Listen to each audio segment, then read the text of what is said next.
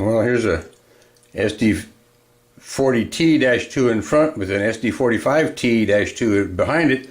Get a little bit of comparing of the two of them. I always thought the SD45T was longer, but they're actually the same length, just that the SD45T does not have the porch like on the SD40T-2. So it's the SD40T-2 on the left and the SD45T-2 on the right. And so that's the visual differences anyway. And then also on the back here, they both have a real short. There's no porch on the 40T-2 or the 45T-2. So, and you had a little bit of information about those. Southern Pacific had a whole slew of those. And this is the SD40T-2.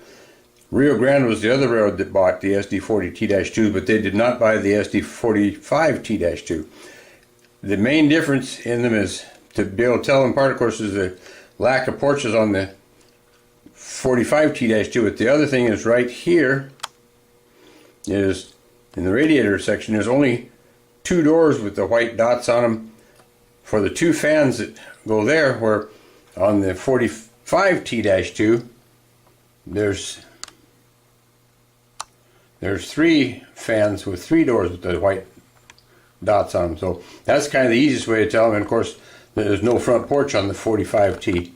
The 40T has a 16-cylinder engine in it, and the 45T has a 20-cylinder engine in it. They both use this number 645 engines, but they're with the extra 4 cylinders. The 45T has a longer body than the 40T-2. So anyway, a little bit of information about the two big GE tunnel motors. Southern Pacific bought about 300 of each of the 40Ts and the 45Ts. They're around 300 to 350 of each model, and you saw them everywhere, especially up here to Oregon. There were times that there was nothing but tunnel motors here in the late 1970s, early 1980s. It was just constant tunnel motors everywhere. All the good stuff was kind of replaced. All the F units, the Baldwins, Alco Power, and the Alco Century 628s and 630s didn't work out very well, and they got demoted into transfer service, mainly in Texas and some in California.